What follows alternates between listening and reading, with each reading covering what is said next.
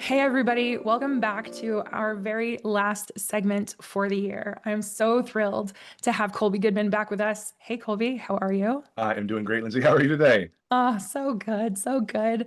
I do have a little bit of a scratchiness to my throat. I apologize. I just came back from a conference where I was talking nonstop, and Kolby knows exactly what I'm talking about here. But we're going to get through this today, and I'll take a couple of sips of water throughout. But so glad that you are here with us to talk about your book, Kolby. Last time we got together, we were talking about interviewing and really what folks should be doing and thinking about this current job market. Today we're back, as I promised, we're talking about your book.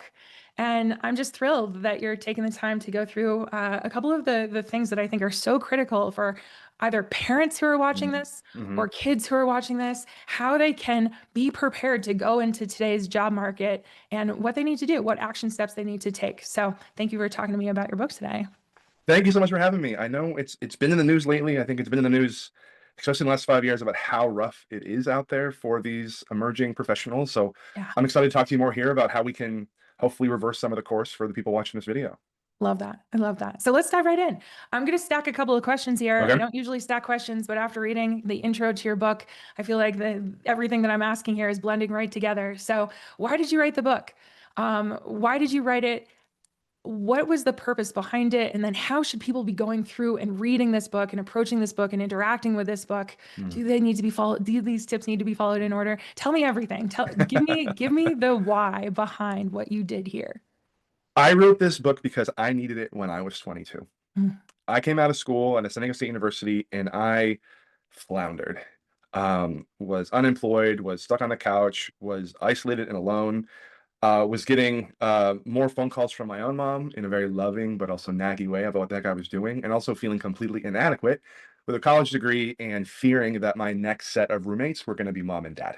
mm, And as I had a, a chapter of my life in corporate America, and as I started a new chapter as a career coach, I thought, well, what did I need to know way back when to maybe avoid some of the heartaches, headaches, and hard lessons learned way back when? And so I just started writing. What did I need to know? What was I so ignorant about that nobody taught me, that I was never exposed to in a traditional classroom, that could have made all the difference in those first really formative years of my career? Um, Also thinking as a young person, knowing that I had classes and social obligations and clubs and was staying up too late and sleeping in too long, this book had to be easily ingestible. And so the way that I wrote it was um, kind of like a spin of the wheel. What could I do today that would take 5 to 15 minutes that would at least get me closer to a goal and make me feel like I wasn't completely behind and going to be left in the dust. And so mm. the goal is to have it be super ingestible, to be a resource on the shelf where a child has some time in between class, or a virtual class has ended early for the day and they just have a few minutes to kill. What is one thing they can pull off the shelf, flip to literally any page of the book and say, okay, today I'm going to ask for 3 LinkedIn recommendations. And that's it. And once that thing is done, you close it, you put it back on the shelf, and you're taking small, consistent action to make sure that you're not in the same place that I was after I flipped my cap at graduation. Mm. I love that so much. I love that you don't have a ton of theory in this book where we have to wait through 10, 15, 20 pages in order to take away the super important part. It's based on theory. It's based on what we know is going to be helpful and productive for individuals to be going through, but you just get straight to the point and you give us the action pieces. I absolutely love that when I was reading through. It feels so digestible and so helpful. Yeah. I wanted to make sure that I lowered the barrier to entry to action. Yeah. Because I think that's the thing that gets young people, old people, middle-aged people in trouble, All of is us. that the overthinking results in not enough action. And so Yeah. if I could remove that and just say, okay, here's what you need to do and here's how you do it, then at that point, I want to give my readers, in a loving way, no excuse except to take the right kind of action. Yeah. Yeah. I just loved it so much. My brain immediately went to, okay, so which one's the most important? Which Mm. one do like what's the order that they actually need to be done in? Is there the perfect order? And I'm sure that there's a number of people that are out there that are going to be thinking the exact same thing. So I just want you to hear what Colby just said. The answer is just pick it off the shelf Yeah, and do one thing. I want that. Love that. Yeah, Love that. build that momentum, because I think, again, it's that strategy that gets people hung up. And so just pick the one thing. It'll be hard, it'll feel uncomfortable, it'll be a little bit awkward, but as long as you rip that band-aid off, the second one will be a little easier. third one will be a little easier. Then all of a sudden you'll realize that I've done all 50 plus things, and you realize how much closer you are to that end goal of that awesome new job even before you graduate. Amazing. Amazing. Okay. So let's say that we've got a student who's watching this that's in their freshman year. Mhm. What are the three specific actions that they should take this semester? You know, thinking about their situation specifically, what are some of the things that they could be doing in order to get themselves started with that momentum? Yeah, I love that. I think first and foremost is to get involved on campus beyond your normal sphere. The great thing about freshman year at a lot of colleges, I know I have some of my experience, is that you're kind of like told who your friends are based on proximity, based on the people on your floor, based on that stranger who sleeps in the bed right across the room from you. And you're still trying to get the lay of the land, trying to go to class by yourself, figure out where to get lunch, figure out how to, go to the gym regularly. Um, and so if you can break out of that and start to get involved in organizations on campus that you think you're interested in. And so I think it's pairing of get involved, but also understand that this is not a 4-year commitment in that involvement. Go Mm, sample, go to the buffet of the social and the educational opportunities on campus and figure out what clicks and what doesn't. mm, Because there's enough, and I'll admit I was one of the students where I would show up to campus, I'd put on my headphones, I'd put on my sunglasses, and I'd be line into class, to mm. class. I'd be by myself, and then I'd go home, and it didn't do me any favors. So I think that's number one. Go get involved and engaged. Love that. That's with your peers. I think you should be doing the same thing when it comes to the professionals and the adults around you. Mm, Those obviously include professors, advisors, people in the major that you want to declare or have already declared in. Because the more that you can become known in the people who are well connected and well influenced, it makes your life easier. You mm, can literally get opportunities, internships, jobs just by asking the right people. And you can really remove a lot of the bureaucracy and red tape when it comes to modern job applications just by knowing the right people who can open the doors versus having to go knock on them, which I know a lot of parents tell young people to do. Just go show up to the office, get a door open for you versus before you have to knock on one. And then, lastly, for those freshmen, I think it is ensuring that you are getting education and experience outside of the classroom. You don't need an internship in the exact major you want and the exact trajectory you want. I would be surprised if a ton of 18-year-olds out there know exactly what that is. I know right, I right, didn't. right. Any experience is good. Food service, retail, even even gig work. Like just go out there and get in the workplace. Because you're going to learn lessons, you're going to get exposed, you're going to get experience that are going to put you, differentiate you from your competition of those who may have a 4.0 or higher, but who have only stuck their heads in books throughout their 4-year college Yeah. endeavors. Those are great. I love those. Okay, so that's our freshmen. What about, let's say we've got some juniors or seniors that are watching this and thinking, "Oh no, I haven't started this process. I haven't even th started thinking about some of the stuff that's in this book," Mhm. right? Is it too late? It- It is not too late. I would argue it's never too late, but the earlier you can start, the easier it's going to be. So if you Mm, feel like yourself as a bit of a late bloomer and you finally come into yourself, you pick your major a little late, or you're kind of experimenting, you just didn't know. Or if you were like me and just like didn't college very well for the first couple of years because I wasn't used to being my own boss, so to speak, on yeah, campus. freedom. Whoa, Yeah. whoa. um, I think it's about getting really focused on developing an expertise inside of a problem that you're excited to solve. And Mm, actually, it is the title of the keynote that I've given at multiple college campuses is how to go from job doer to problem solver. Because ultimately, what companies are hiring for out of those newly minted college graduates who are in their early 20s is not to do a job. mm, Especially nowadays with technology, automation, and AI, those rudimentary tasks are being offloaded to a computer. And so, if you as a young person can figure out, yes, I do these things, but this is how yeah. business process and people are impacted by the problems I want to solve, then you differentiate yourself. So getting really entrenched in not what do I want to do, but what problems I want to solve. So that's step one. I would say step two is then go find the people who are suffering from the problems that you want to solve. Go understand who is going to be in your target market. And that includes industries, companies, people who are unable, unwilling, or don't have the bandwidth to solve the problem, but know they need it done, and make Mm, yourself available to say, hey, like, I can code you an app, or I can call back all those potential donors, or whatever it is to add value in a way that you're going to get exposure and experience, but you're going to get on the good side of somebody who is, again, of influence and of expertise so that you're seen as a valuable entity, even as a lowly, senior or junior in college. so good. So, so good. Okay. So we've touched on the kids. What about the parents? Mm, I bet we've got some parents that are watching this video, and I have to imagine that things have changed a little bit in terms of what it means. I personally am not a parent, but I can remember what it was like going through that process when I was a kid and watching my mom go through the steps with me to try to mm, understand, how do I help her tap into the job market to the best of my ability. She must have been lost. She must have been lost. So what are some of the misconceptions that parents have about how kids should actually be approaching the job market today? And what other misconceptions might they be having just about the job market that their kids are going into in general? yeah, it's a great question because that's what I'm seeing a lot with my clients right now is this huge generational divide, right? Which has been happening since, Socrates, way back in ancient Greece, but it's even more now because technology and society is just evolving at a breakneck pace. So parents mean the best. They love their kids the most. They want the best for them. But I think what they're missing and what a lot of the initial misconceptions are is that my kid is not doing enough to land a job. And by doing enough, parents assume either number of applications, number of cold reach outs. So it's like hitting the pavement as hard as possible. Um, and the thing that's different from when you were applying for a job 20, 30, 40 years ago is mainly that the barrier to entry for opportunities is almost zero. When you or your child can now pick up the tiny computers in your pocket and apply for 10 jobs in a minute, the game has completely changed. So it's not about pure effort.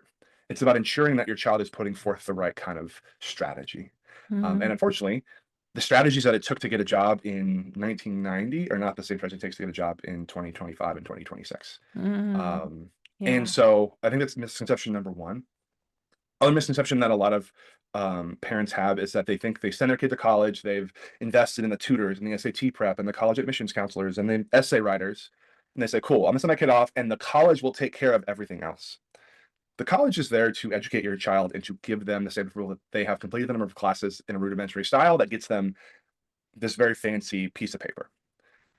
Your child is going to be it's going to be up to them to go out there and get the extracurricular activities exposure to then be career ready because nowadays with the prevalence of higher education, with more people going more than ever, with more people graduating every May and June more than ever, your degree is no longer a get a job free card like it used to be.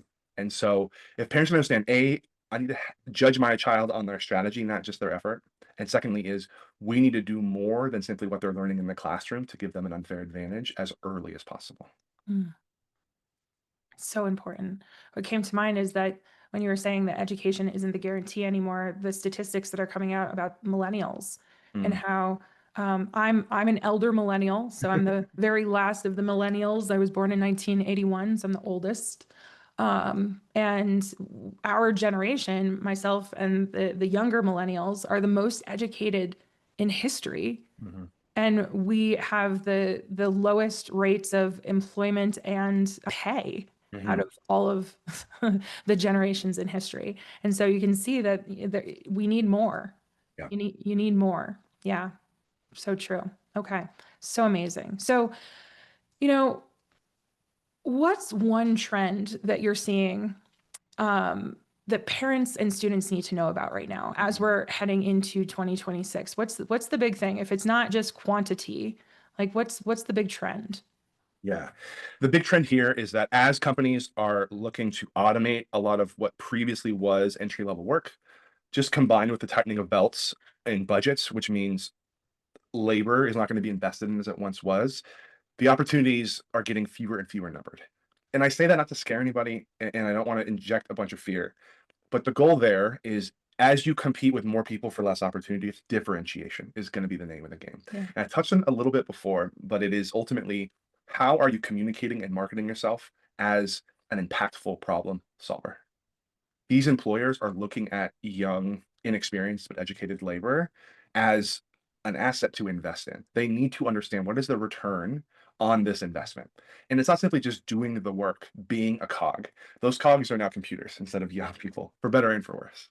And so it's about ensuring that these young people understand what is their value proposition. And the most powerful way you can do that is say, I solve these problems for these people to give them this positive outcome. And if your young person does, if you as a young person or young person doesn't understand what that is for themselves fully, wholly, and crystal clear, then you're going to get washed out with somebody with more education, more experience, and better connections, which is not fair, but it is the reality. Yeah. Yeah. It is. It's just a different time frame, right? Mhm. So how can parents be supportive of this change, without being helicopter parents in the process? What can they do? What kind of conversation should they be having with their child right now in order to make sure they're taking advantage of the information that you're sharing? I think leveraging as much curiosity in your child's potential career as possible. I know, even as a parent of a 4-year-old, I know when I ask questions, I can already know that he thinks I'm judging or that I'm leading the conversation. I'm trying to bait the witness, so to speak. Mm-hmm. But I think as a parent of an adult, which is what you are if your kid's in college, right? The best way for adults to connect with other adults is genuine curiosity and empathy. And so asking, hey, like, what classes are you most excited about this semester? Or, tell me more about this project you told me about last week in your physics class, or just get super curious. I know the default is to like worry and bestow advice. Trust me, like, I know I have been the recipient and I'm finding myself being the deliverer of it, and I have to stop Mm-hmm. myself. But I think if you want your kids to listen, if you want your kids to include you in this journey and in their struggles where you want to help the most, you have to lead with empathy and understanding. And so if you can continue to ask those good open-ended questions, if you can crack open doors or point directions versus spoon feed or push physically and emotionally into a place, that can be really helpful. Because I think even though I am now early in this parenting game, what I do know is when Everett is 22 years old and is going about this for the first time on his own, I want him to see me as a resource, right? And not be ashamed or angry or resentful that I'm trying to tell him what to do. And so if you can start out with that mindset now, your kid is going to bring you into the fold and they're going to ask you organically for advice and for guidance. But if you try to deliver it first, they're going to completely shut you out. Yeah. Yeah. I love that. Curiosity over judgment. Always reminds me of that great scene in Ted Lasso. If The dart anybody's scene. listened, the dart scene. Yeah. Yeah. Yeah. Yeah. Curiosity over judgment. So powerful. Love that. Love that. Okay. So Kolby, to close this out today, Hmm. um, how can people get their hands on your book? How can they Yeah. find you? How can they work with you if they're interested? Yeah, so if you just go to Amazon and type in "employed by graduation," my book will be right there for you in old-fashioned dead tree format as well as EPUB format, so you can read on the go. If you want to talk to me more about what you should do as a young person, what your young person should be doing, the place to find me is on LinkedIn, Kolby Goodman, Kolby. Goodman is my last name. I'm here to help. Read my book, talk to me. Realize that the resources you gave your child or you received as a young person getting into college, like I said, the SAT prep, the tutors, all that, there is people out there like myself who help you get from college to career, just like you got from high school to college. Take Mhm. advantage of that. You can save yourself from the heartache and the headache. Give yourself an advantage because do the thing that I didn't, which is to be very specific and strategic about your career, about the first job that you take, and maybe most importantly, as we wrap up, the people you surround yourself with in that first job. Yeah. My first job, my boss was fine, borderline on bad. And if I had some more forethought, if I had more options, if I had more confidence, I would have been able to see that from the go, and again, would have saved myself a lot of pain and suffering. And if you can really find the right culture, leadership, and opportunity in that first job, you're gonna get more excited, you're gonna get more engaged, you're gonna definitely make more money, and you're not gonna look back and think, "Man, that going for that degree only to get this job that was minimum wage that I didn't need all that time and energy with is gonna be completely and utterly worth it." Yeah. Amazing. So, so helpful. I hope everybody else found this incredibly helpful. And go out, pick up a copy of Kolby's book. I will create a link. I will put the link to the book inside of the notes for this session. Kolby, thank you so much for coming back. I really appreciate you taking the time. Absolutely, Lindsay, I appreciate it. Hopefully, your viewers here got something out of it, and if I can just help one family avoid the pain and suffering that my mom I know did and now I did when I was that age, then we've done our job here today. Absolutely. Absolutely. Well, thank you everybody for tuning in this time. I will link all of Kolby's information in our notes. And if you have any questions, please don't hesitate to reach out. I hope you all are well.